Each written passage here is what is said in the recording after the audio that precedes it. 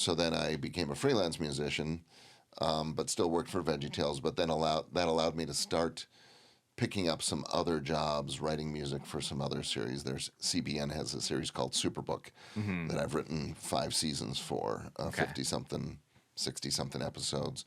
And then that, just as the word gets out, oh, you're the VeggieTales guy, that obviously helps. Right. And then, starts opening other doors. And even now, as we speak, I mean, literally 2 days ago, I, took an email from somebody said, hey, we're wanting to start a new pilot for a potential series, but they know my work from VeggieTales and from the other things.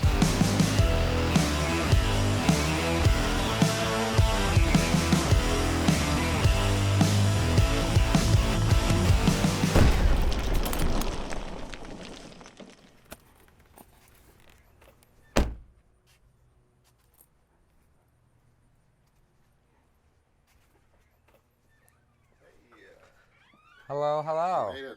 We made it. Hi. We went that way. You know what? Somebody else said that same thing happened. They ended Well, up down there in the hello. right? But then, well, this is already nostalgically hitting me in the feels. So this is fun. Yeah, you'll see some a lot of veggie memorabilia here. Right. And then photography that I've done, and I've got several Ryman posters of stuff that I've done at the Ryman. Huh. I shoot for the Nashville Symphony, and I got to meet John Williams and shoot his concert, which was a highlight for me. I love clutter, as you're about to find out. Oh, this is a vibe. I like to feel cozy. It's the TGI Fridays of studios. Because one Just something accordion hanging is on the not wall. enough. Right, exactly. You composed the VeggieTales theme song. Yeah, co-composed. Co-composed. Yeah. Did you use one of these to? Well, I used that tuba, Larry's tuba part. I played the tuba on that. Does it still work? Oh yeah, that's a legit tuba. Yeah, so I've got a lot of nostalgia in here. I also have a lot of furniture, that's my grandfather's desk. I got my wall of whistles and flutes and Native American stuff here. I've actually done, what am I up to now? 13 different Disney projects. I'll play stuff that appears in the parks and some of the parades and fireworks shows and stuff. Little sound absorption here, but here, you gotta come over here. This is fur from Max's belly. Max is from the Country Bear Jamboree. I'm a Disney nut. I had a chance, okay, what do I want to do? And part of it was have all my instruments accessible instead of in cases and, oh, where's that one? I've got this set up to do vocal recording right now, but I've done a string quartet in here, I've done a vocal octet. I've got my trumpets right here. But, as you can see, I've got a ton of instruments, so I'm a hack at a lot of instruments, but I know musically what I want to hear. And then I've got, I picked this up on Craigslist, old Lowry organ, which you just don't hear stuff like this these days with all the rhythms, and you can't get any cheesier, but right. I've been known to write some cheesy songs, Let's go down. Do we want to start bringing stuff up?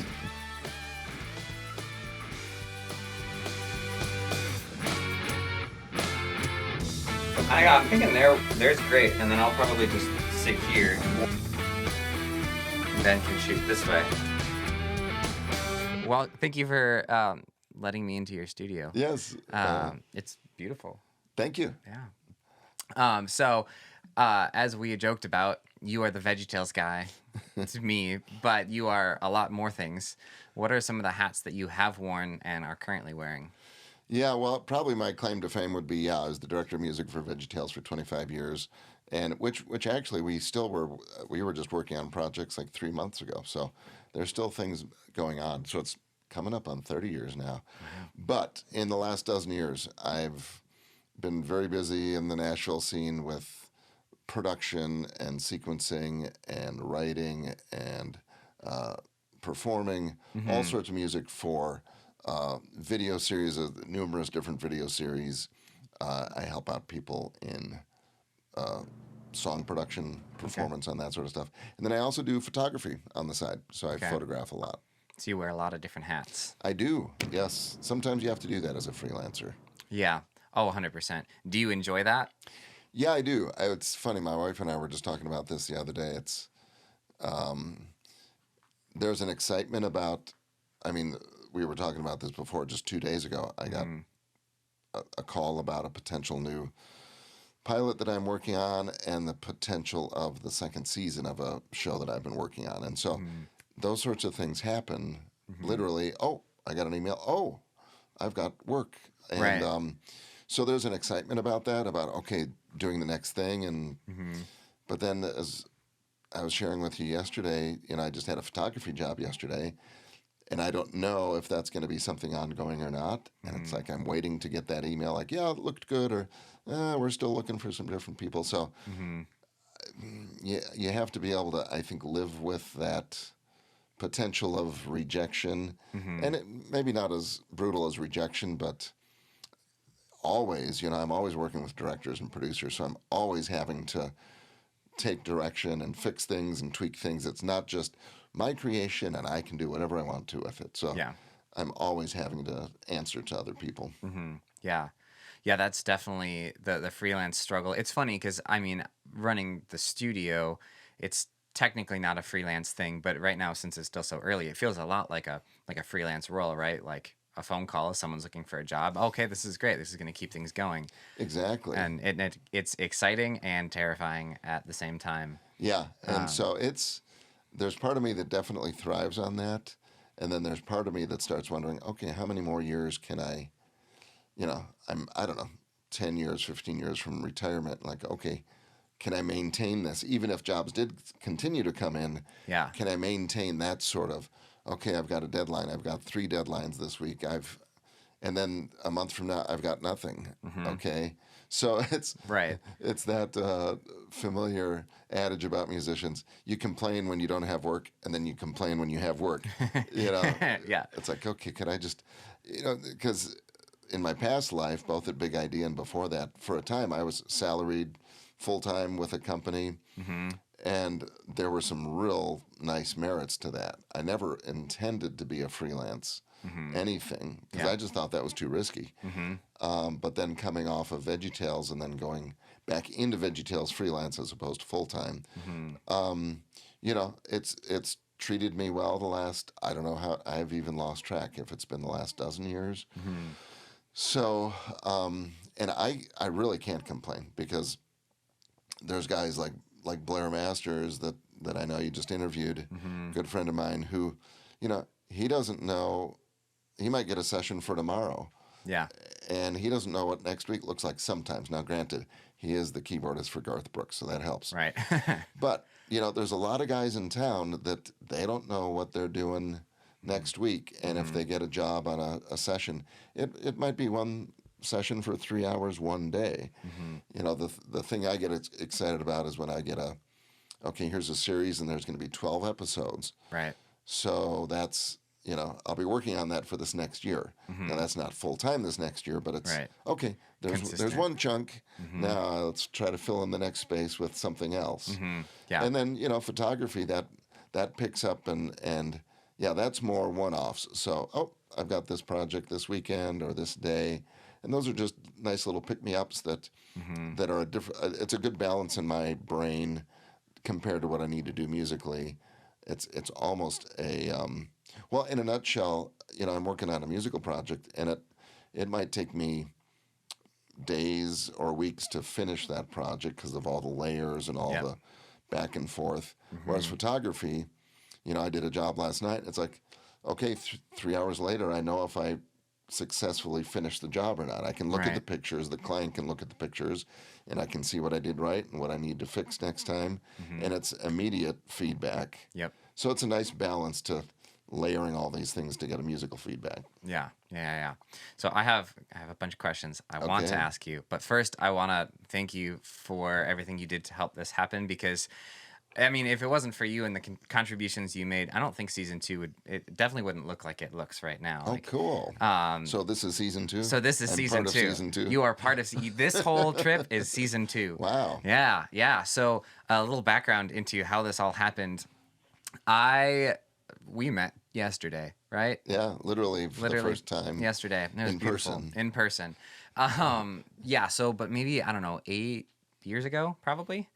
I was an aspiring filmmaker. I don't know if I could even call myself that. I was a kid with an idea, and I had this idea to make a movie about marshmallows, which I thought the plot was on point, but sadly, it never made it to see the light. But as an ambitious child, I was like, I need someone who's really good at making film scores who could make the music for it. And so, having the internet, I did some research and I found your email, and I was like, hey, Kurt, I'm a kid who's doing this thing, and you should do the music for me.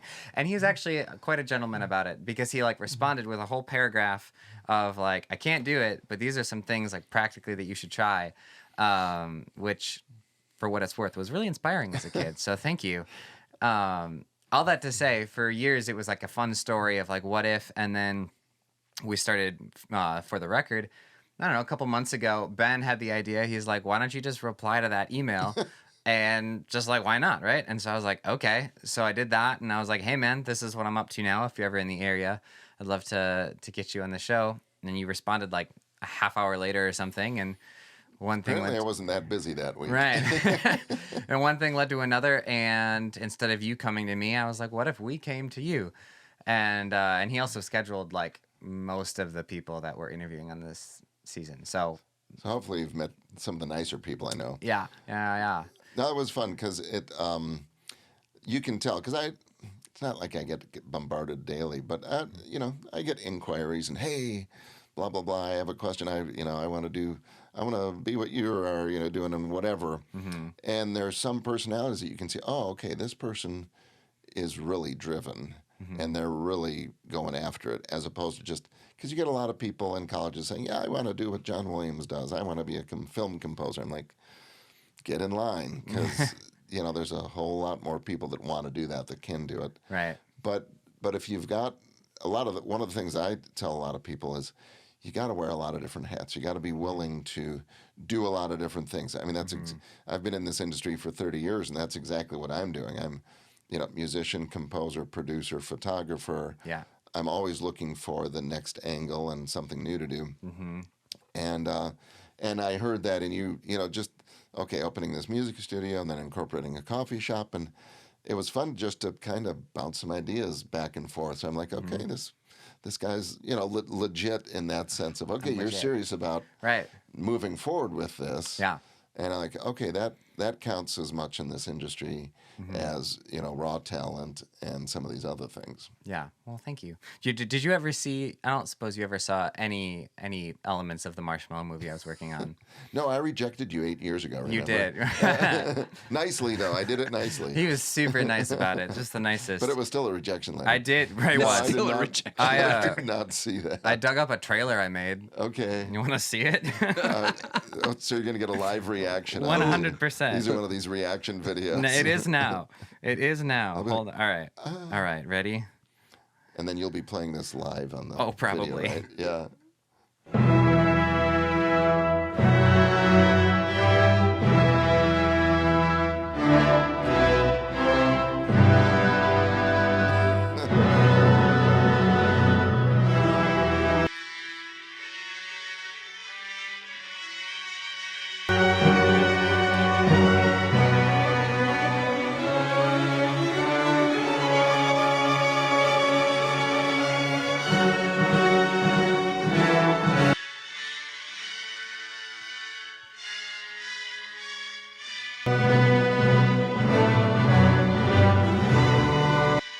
You needed a splat.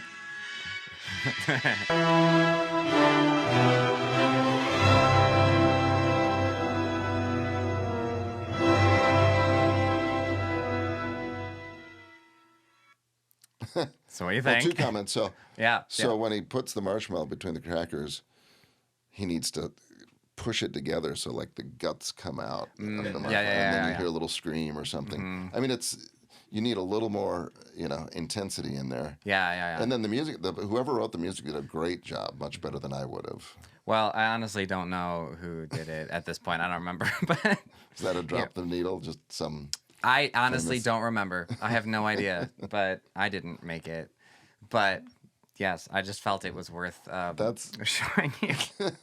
The production values are good. Hey, I was using a software that wasn't intended to do what I was using it for. Wasn't And I made just for like marshmallows. frame by frame drew stuff out. So, you know, but anyway, all that to say, thank you for, you know, who knows what Okay, a Marshmallow Movie we're can done do. here. Cut the tape. Right. That's everything. But all that to say, kids, if you're making a movie about marshmallows, that could take you places. It just might not be the movie. Right, it might not be marshmallow related, but it'll take you places. Right, exactly. It'll get your foot in the door. Yeah. Hey, you follow your dreams. That's what you're doing right there. You Right.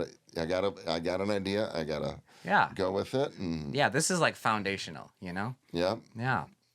So tell me your story, how you got into like what you're doing now. Like, was Big Idea Okay. and working with them, Yeah. was that like a big break, or were you already So involved? I talk to a lot of college students at colleges, and the big lesson that I share is, you know, because I talk to all these music majors. Usually you're going to music education, music performance, nowadays music production, commercial music. And they're completely different in one way, meaning music education, which all three of my kids have or are getting a degree in music education. You're guaranteed of a job, a teaching job, a steady job. It's not the most glamorous, it's not the highest paying, but it's steady. Music performance, hey, I want to be a professional violinist. You know, there's a lot of kids that think they've got what it takes, but you got to be realistic. I mean, I photographed for the Nashville Symphony, and I met one of the new violinists, and he said, yeah, there were 200 people that auditioned for that one spot. And you know, if they made it into that audition, they're good violinists. They're well-trained, Juilliard, you name it. But even the second best violinist that day didn't get the job. So it's cutthroat out there. Yeah. So that's a tough business to get into. Now, if you've got the push to do it, go for it. But then commercial music, there's commercial music, film scoring, music production, all of those sorts of things. There's no one path to get there. Yeah. Music education, here's my teaching degree. Oh, I go to a school and I start teaching. And you pretty much have job security. Here, I don't have job security. I mean, if I got hired for a production, you know, that's 12 episodes long, maybe that's job security for that 1 year. Yeah. But there's always more composers out there wanting to do what we're doing. And so it's a tough nut to crack. And with that, you're always wearing so many different hats. So that's the other thing I tell music students. You don't know what you're going to be doing in 10 years. You think you want to go into music performance, but you're going to be teaching on the side, and and the teacher might be performing on the side for the fun of it, and all of them might be arranging on the side. So get as many experiences as you can. Yeah. So for me, I had a music education degree. I was a music teacher. I was a band director. Then I got involved in a church music as a music director in Chicago. But I was always dabbling in electronic music on the side and arranging and composing. I do things for my church growing up, and then like at the church that I was working at, I'd do arrangements for our offertories. I'd just do stuff on my own. And because that was kind of in me, I kind of had to get that out. Yeah. Lo and behold, in that church were the founding members of VeggieTales, Mike and Phil and Lisa. So that's Larry is Mike and Phil is Bob and Lisa is Junior Asparagus, who's married to Phil. Yeah. And so I didn't audition, but they had heard me audition for a number of years because a couple of them were in the music department working with me. So my lesson there is always do the best you can, because you never know who's hearing you and who's listening, especially here in Nashville. Yeah.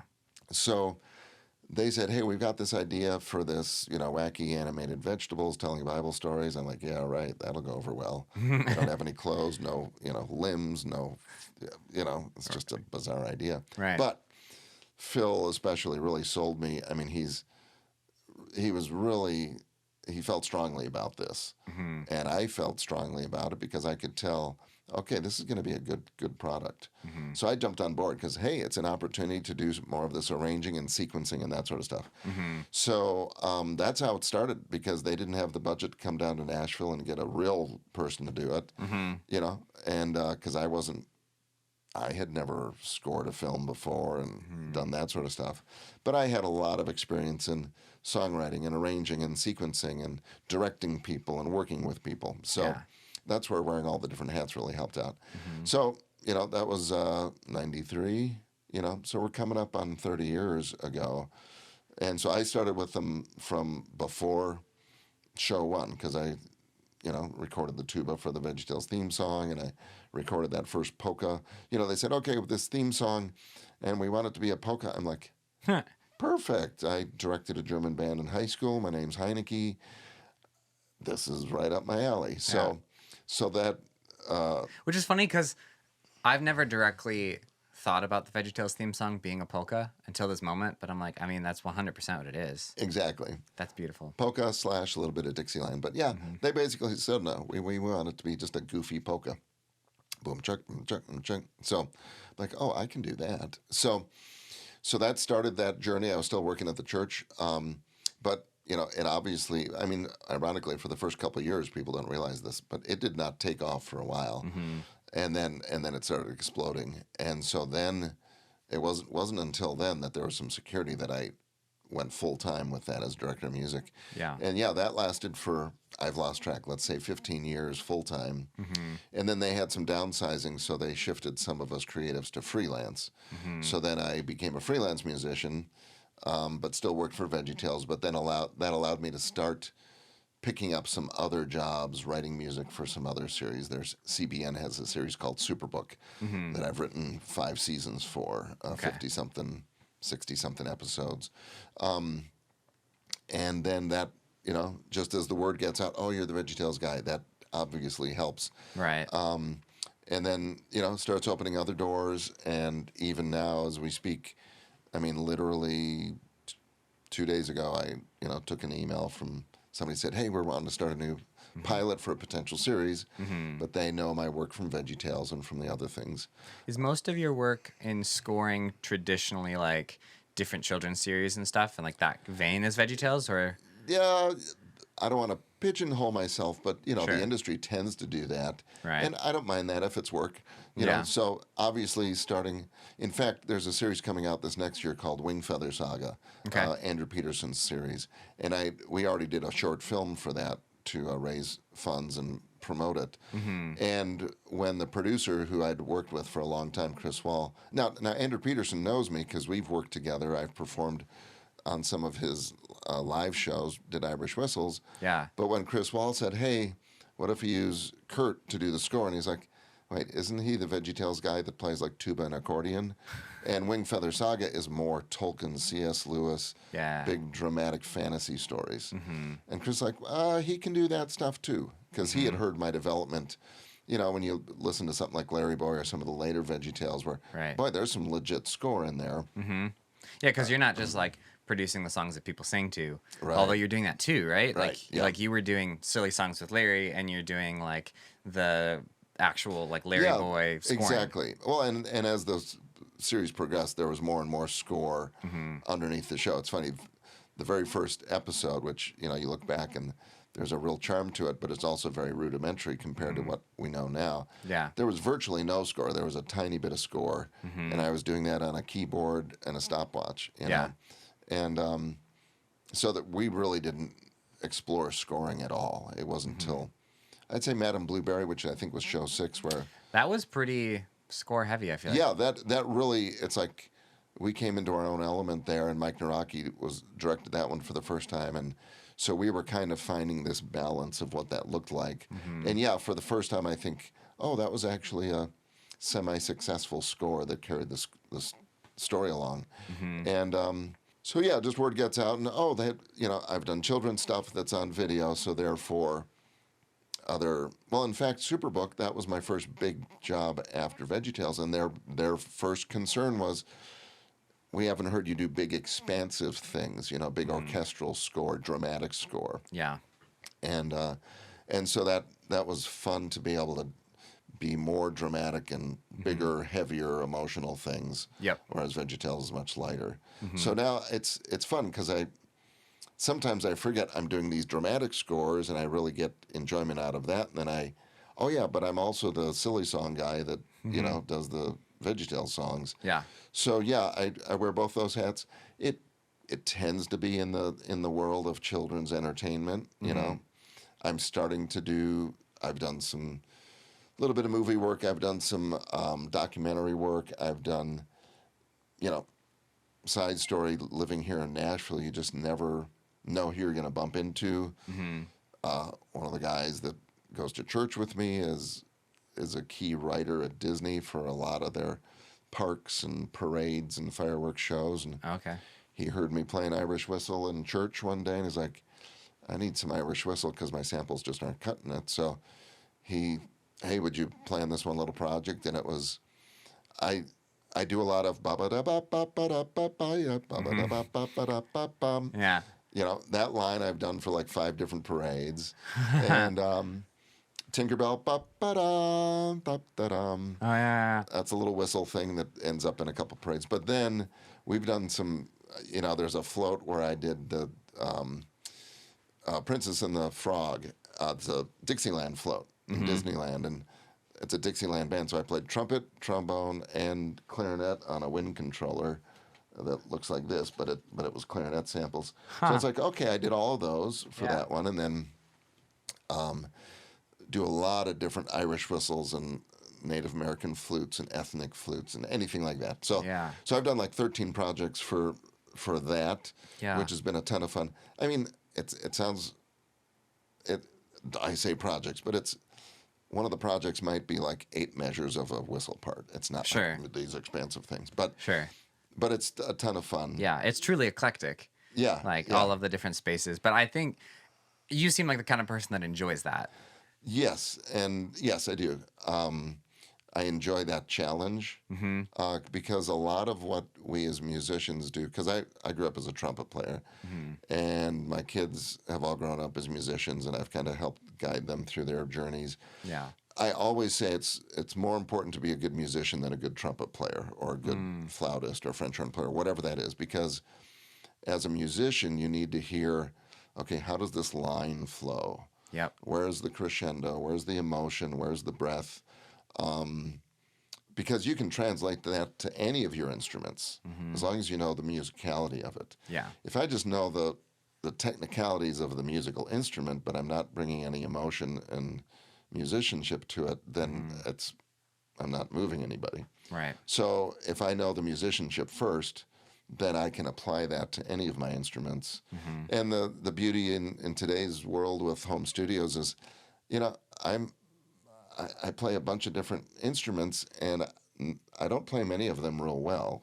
Sure. But I play them well enough that I can get the right notes down on tape and then edit it and fix it and then layer it with 16 other things. Right. And all of a sudden you go, oh, that's a live orchestra or live this. And you go, well, you know, I played the one trumpet live. Yeah. But all those other instruments came out of the computer. But adding that live instrument on the top, whether it's a trumpet or percussion or ukulele, all of a sudden you hear that and your ear automatically thinks, oh, those are live players.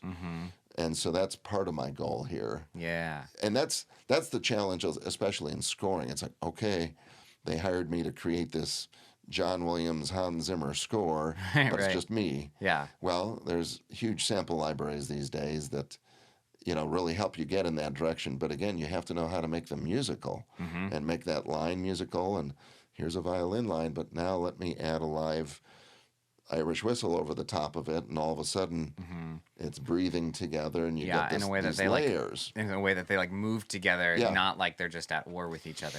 Yeah, but it's also layers so that it's not just one sample, and you go, oh, I can tell that's fake. Well, as soon as you double up or triple it up, now the things are getting masked and peeking in and out, and all of a sudden it becomes this organic thing.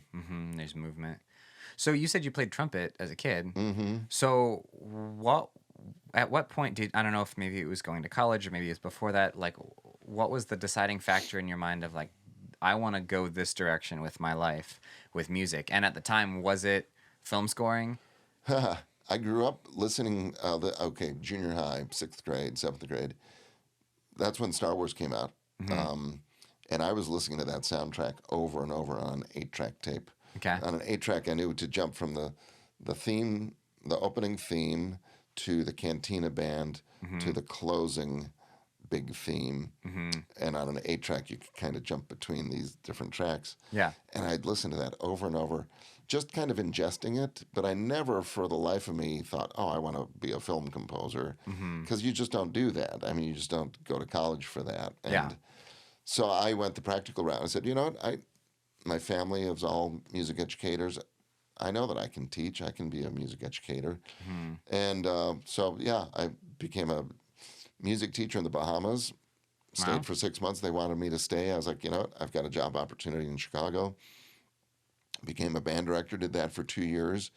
They wanted me to stay, but I started dabbling in this church that I met some guys at church. They were like, we need some help with the music. And all of a sudden, I'm playing in a band every Sunday, and I'm leading, singers in a band, and I'm arranging things, and I'm learning how to sequence more. I did some in college, but I'm sequencing every week, and I just thrived on the diversity of things that I needed to do. Yeah. I'm more of a Swiss Army knife kind of guy.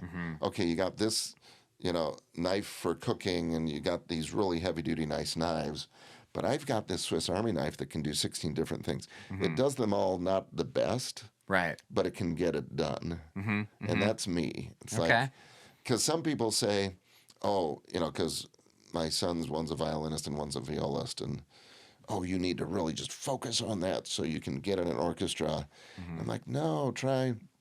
So one of them plays trumpet and trombone, so they both did marching band too, and now one of them, Wes, plays accordion and trumpet and violin and electric violin and piano, and he's just like, yeah, he's dabbling in all of them, and he's having fun with it. So, so that's paid off for me, is just that variety of things. So I was electronic music always intrigued me.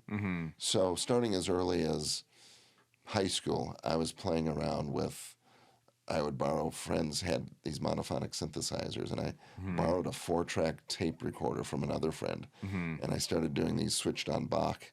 Look that up, kids. Switched on Bach, 4-part Bach fugues with just these bloopy, weird synthesizer sounds, and then I started picking up my trumpet and a baritone, and I'd do 4-part Bach chorales, just to hear, oh man, I can record over myself and stuff. And they all sounded lousy. I was out of tune and everything, but you just keep doing it and just keep doing it, and you get some of the junk out of your system. Yeah. And then I was studying my mom's college theory books in junior high. Just, I don't know, that's really geeky, but I was like, I want to figure some of this stuff out. So Yeah. even though I've got a college degree in it, as much of it was self-taught and just curiosity. And that's another thing I tell students is, look, there's nothing stopping you from becoming whatever you want to be, because all you need to go to is just pick up $200 Logic program. Well, I mean, obviously it's more than that. You need to have a good Mac and that sort of thing. But Sure. Logic is $200 now. That was $1,000 when I started, and had a tenth of it what it has now. And go to YouTube and just start searching and learning. Yep. I mean, you don't have to spend $60,000 or $100,000 on a college education if you know this is what you want to do. Now, I'm not saying don't go to college. That's very beneficial too. But be prepared to find out that the real world is not like what you learned in college. Yeah. I mean, I didn't go to college. And It's obvious. I mean, thank you. I marshmallows. Right. I take that as a compliment. But like, that was a struggle for me for a while. Like when I graduated and all my friends went off to college, and I was like, no, I just don't know what I want to do yet. Maybe I'll go off to college, but I'm kind of thinking I won't. And I felt confident in that decision, but then I started to feel less confident as time went on, and I was like, But was that society or was that yourself? It was both. Like there was a combination of pressure from myself of like, is this really the decision I made? Was it just because I felt like I hated school, and so this is laziness, working 60 hours a week at a fast food job? Like, is that my version of laziness? And maybe it was a little bit of my parents, which, I mean, they were super loving and they were supportive and all this stuff, but logically so, there's this sense of like, we just want to make sure like you have a plan in this, and like you're not going for a reason. But honestly, I think I felt the most pressure from like my peers. And I think that was probably because they were being fed more of the like college is where you're supposed to go. This is the next step. And he's just not Yeah. doing that. Yeah. But it took a while for me to actually figure out, no, there's a reason I didn't go.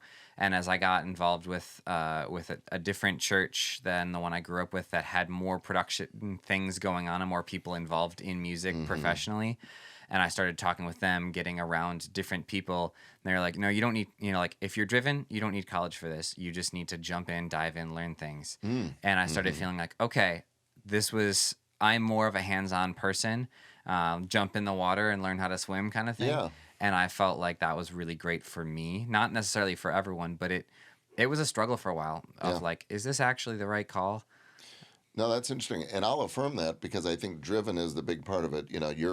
You're the one that whatever 8 years ago had the wild idea. Hey, why don't I just reach out to this guy and ask him if he wants to do this? You did the marshmallow thing on your own. You have the studio vision, but a lot of it is because there's a driven nature, and you're like, I just want to see this through and see if I can do this. So that's huge for you, which some people don't have at all. And I think for me, I tend to say I never had a 5-year, 10-year goal. You had mentioned that. Yeah.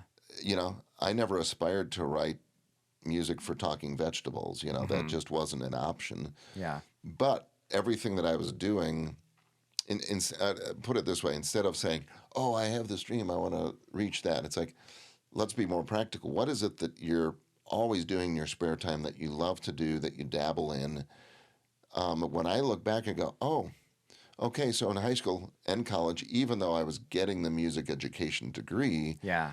I was taking electronic music courses just because I wanted to, even though I couldn't figure out how will I ever use this? How will this fit into my degree and my teaching? Yeah. But it was something that I really enjoyed doing, and I would arrange things for, I'd played trumpet in church, and I'd arrange for a trumpet trio, and just because I really was driven to do it and wanted to do it, Yeah. and I was listening to Star Wars over and over and over, and lo and behold, I look back and I go, oh, I see how that all fit together now, because every one of those things that I was doing allows me to do what I'm doing now. Yeah.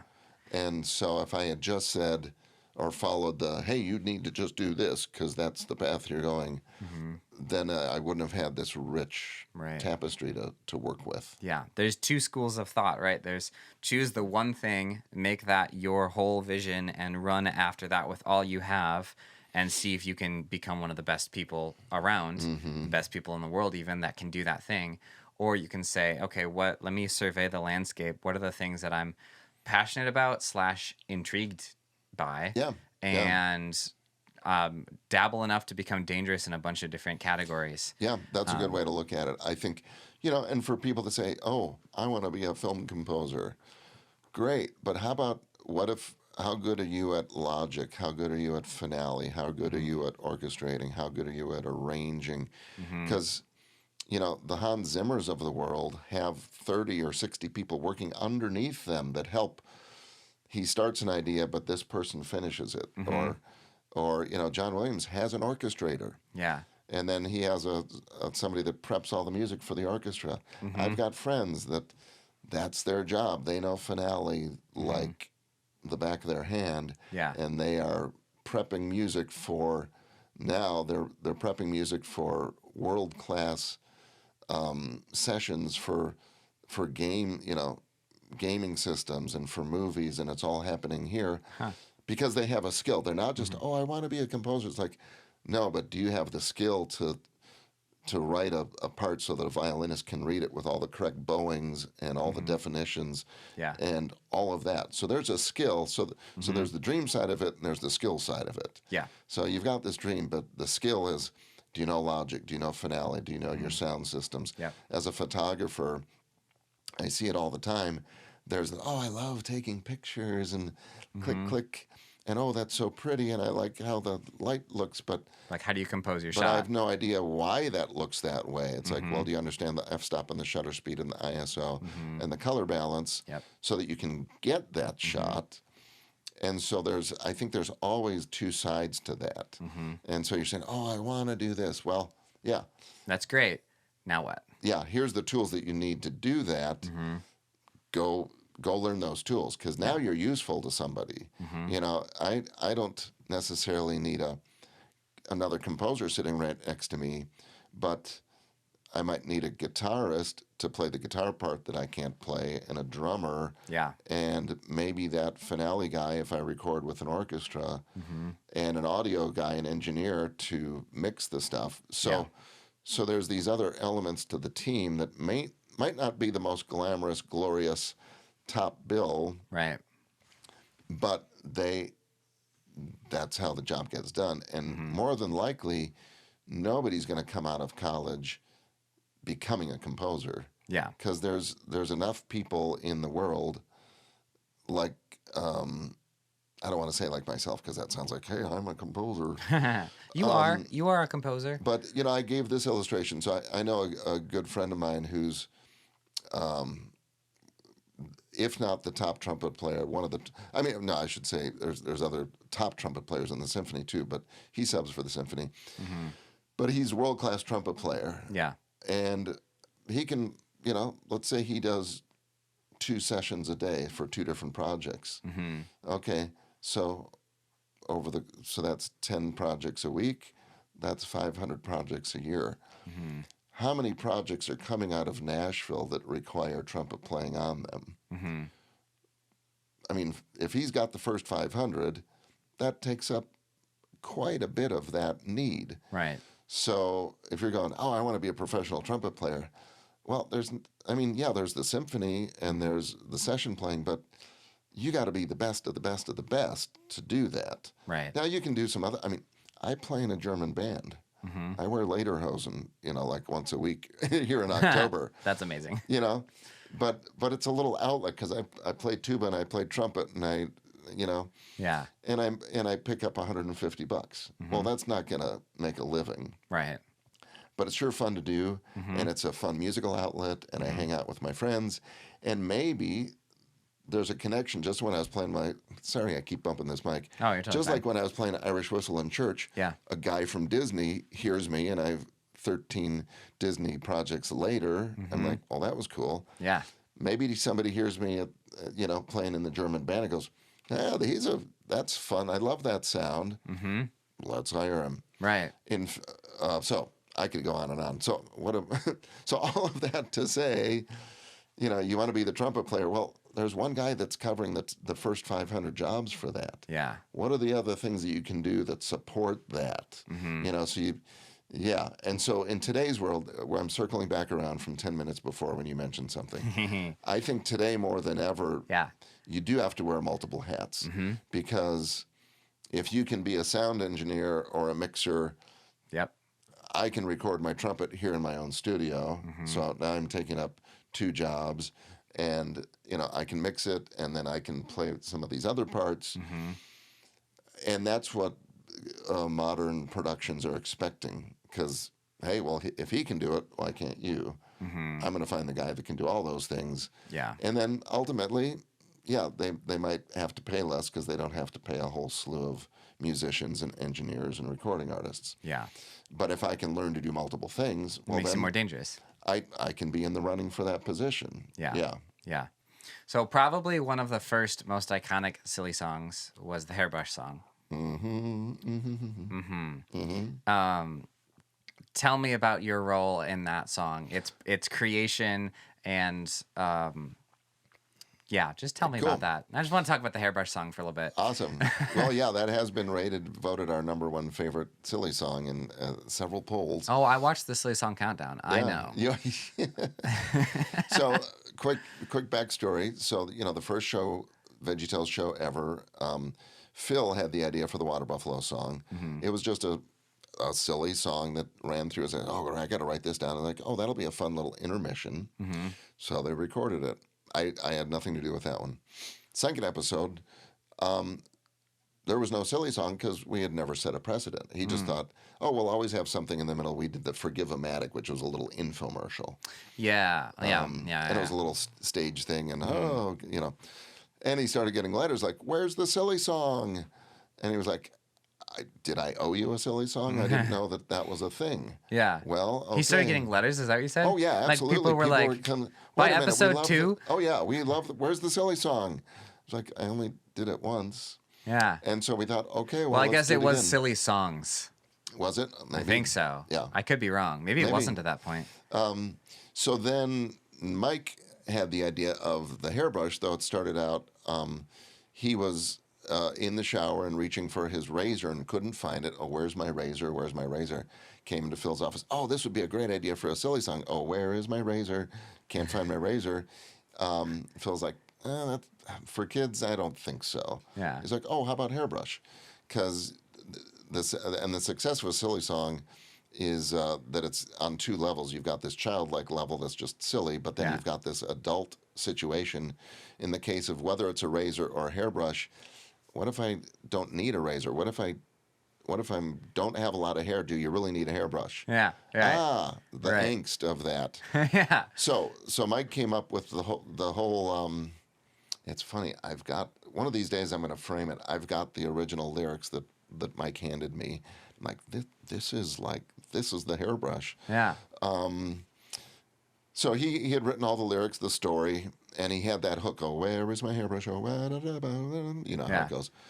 But he had nothing else besides that. Everything was going to be a little operetta or interstitial, like, hey, and the peach came out and said, why do you need a Yeah. hairbrush? You don't have any hair. Right. Oh, where is it? So it was all the speaking. Yeah. So I wrote this little melodramatic piano, kind of a mini opera, dum dum dum dum dum dum dum dum dum dum. And I came up with all these variations of that chorus. Mm-hmm. So you get the major and the minor and the happy and the sad and slow and upbeat and whatever. But then all those interstitials during the speaking, I would write sort of a dramatic, sort of like it was a little opera, melodramatic music Yeah. behind the speaking. Yeah. So that was the first stage of that. But then when they got in the studio, and I wasn't even there, they tend to forget this because I was working at the church at the time. But Lisa Vischer came in as the voice of Junior Asparagus, and she's very musical also. Mike and Phil have really intuitive musical sense. They come up with incredible hooks and lines, Yeah. and some really good music also. But sometimes they're like musically, well, how do we finish this off? Mm-hmm. You know, so that's why Mike and I always co-write the silly songs together, because he's the crazy one. He comes up with the wacky ideas, and then I kind of polish the edges and then build on what he's brought to the table. Yeah. So they're in the studio recording, not the studio. They're in their office space. It was a converted vault, I think, in the back. And Lisa's like, you know what? I think I could sing this line. Why do you need a hairbrush? You don't have any hair. And they just fell over laughing. Like, that was awesome. And she said, I think I could figure out, like, all these other lines with what Kurt did, you know, in the background. I think I could kind of make up melodies that fit that. Yeah. They're like, go for it. And so lo and behold, they started coming up with all these little melodies. Uh-huh.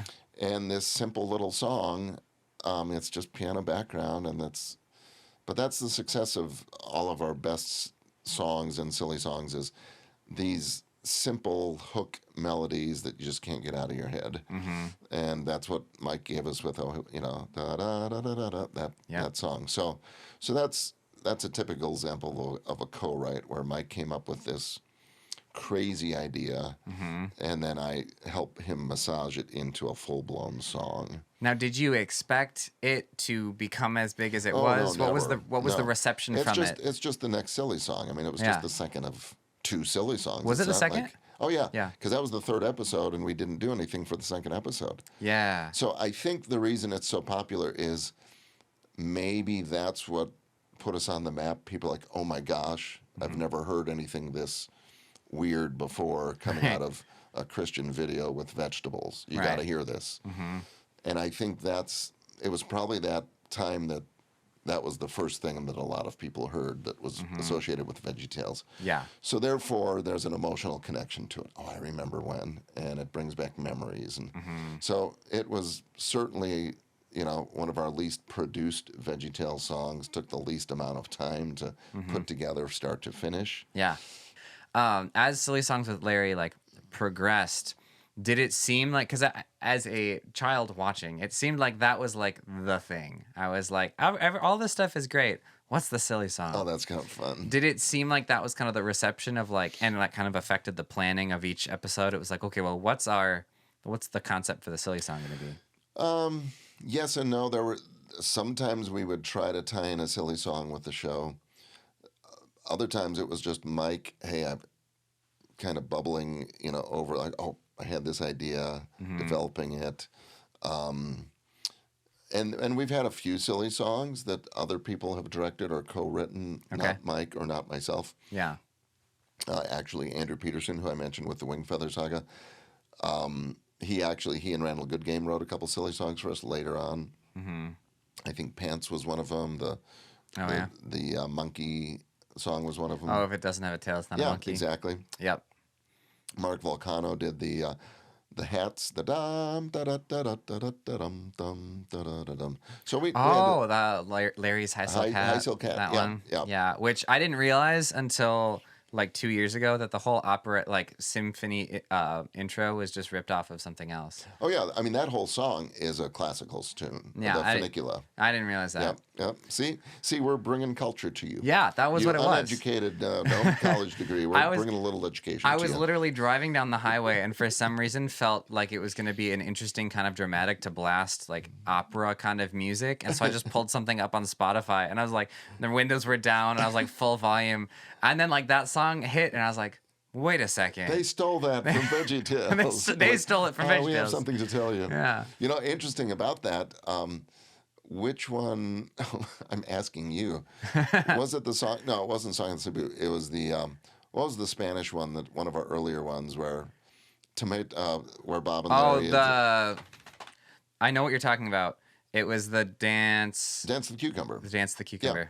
So that was inspired because Mike's wife is Colombian, so they listen to a lot of Spanish and Latin music, and he had heard this folk song or something.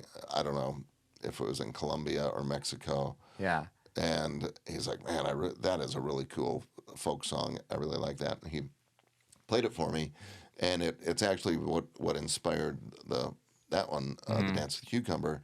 And it's funny, my wife and I were on a vacation in probably Cancun, I don't even remember where, and we were in the buffet, and I heard that song. I was like, oh, that's the song it was inspired from. It really is down here. It's like it exists. Yeah, it was really funny. That's funny. So so it's fun to how would I say that? I've always told people I've never thought of VeggieTales as children's music or silly songs as children's music. It's like, no, when we write, Barbara Manatee, we're writing a legit tango. I mean, Mike and I studied tangos. We watched the movie Tango together, which is a little awkward. But again, I studied tangos. What are the chord structures? What are the instruments? What are the melodic ideas? Yeah. And that's how I wrote Barbara Manatee. Yeah. And because I want there to be layers that people go, whoa, I can, as an adult, I can listen to that more than one time and not go crazy. So putting that richness in, which has been fun 30 years later, or whatever, 25 years later, to hear adults say that sort of thing. In fact, again, like I said before, do the best you can wherever you're placed. Yeah. That's kind of been my motto. Doors have opened because I've been doing, I was just doing what I was doing at the church, but doing it for the fun of it and enjoyment of it, and I wanted to do well. Yeah. And because of that, the guys from VeggieTales heard that, and that became that. Well, it's funny because I think, like, as a kid listening to all the different songs, like, it didn't strike me as, oh, that's this genre. Oh, that's this genre. But I think it instilled a musical creativity that now it's interesting looking back and being like, oh, shoot, VeggieTales theme song is a polka. Yeah. Or, that's a tango or this and that, and having actual words to put to it.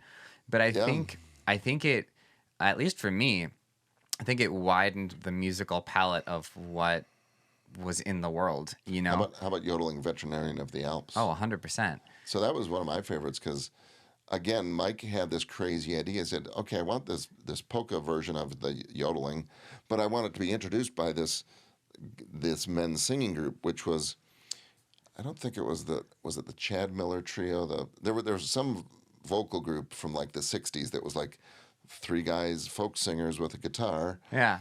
and that was our inspiration. And he had me listen to that. I said, now I want to marry those together, and that becomes the fun because Mike is not thinking, oh, musically, let's do this. It's like, Yeah. no, I like this and this. Go, Kurt. What can you do with it? Right. It's like, okay, so now I get to, or have to, depending on your perspective, marry those two completely different genres together. Yeah. But that's what becomes fun because now we're creating something completely new. Yeah. Because I've never heard that done before. You know, those two different styles brought together in one song. And I feel like maybe that's one of the reasons VeggieTales was so groundbreaking is because, to your point, it wasn't children's music. There was a level of intentionality in it that was so deep that it was like bigger than what it was almost. You know what I mean? That was profound what you just said. Oh yeah? Well, thank you. But I think, I mean, that even applying that to life in general is, and you already really said this, is giving more than what you expect. Like if you think this project is like whatever, you don't know what could come from this. And like serving that by going like putting your whole into that, all in, and seeing what comes from that, well, actually, it can take you to other places, but can raise the quality of that to something that is really special. I think as a music educator with an education background, I think that was instilled in me. Just like, what can I do to further? What can I put these little Easter eggs in there? You know, Bach, who was I'm a huge fan of that composer, Yeah. J.S. Bach. You know, he would take his name, which in German was B flat A C B, and he would hide that in his compositions.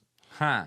And so you would never know it because you're just hearing this complex music, but he would play these games with you and Yeah. hide. And there's all sorts of symbolism. It's not just that. So is that the early form of like DJs, like taglines they throw in songs now?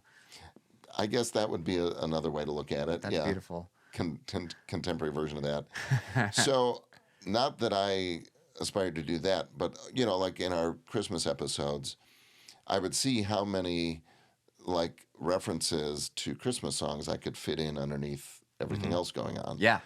And so that richness that I was doing kind of, not because I was asked to do it, but just for my own satisfaction. And then hopefully this will reach some people, you know. Well, the cool thing is,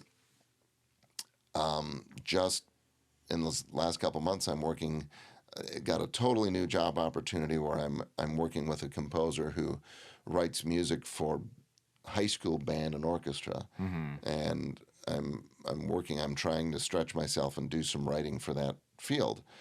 And as he was talking to me, he was like, yeah, well, when my kids were growing up, you know, we had, and I forgot which one he mentioned, one of the kids showed, he's like, that music is terrible. And then I heard, you know, the Purple Dinosaur, we won't mention names, but he's like, do I have to listen to that? And then I found VeggieTales, like, and this is coming from a professional musician, she's like, yes, kids, I want you to like these shows because I really hear a depth in the music. And I'm like, wow. I mean, 25 years later, I'm working with this guy because he heard the depth that I was kind of hiding in my music 20 years ago. Yeah. And I was like, wow, that is so cool. You know, because I don't expect kids to say, hey, I love the richness that you created in your music. Right. But, you know, if I have one parent like that say, oh, man, I love what you did here. Like, somebody got it, you know? Yeah. So it's just like those little Easter egg things. Man, that's really cool. And that's honestly, that's a great note to end on. We're about at the time. But Cool. well, thank you for having this conversation. Thanks for letting us set up shop in your studio and you know, Absolutely. My pleasure. humoring the nostalgic side of myself. Yeah. So yeah, thank you so much. Absolutely. My pleasure. Thanks for being here. Yeah, absolutely. And we'll talk to you guys later.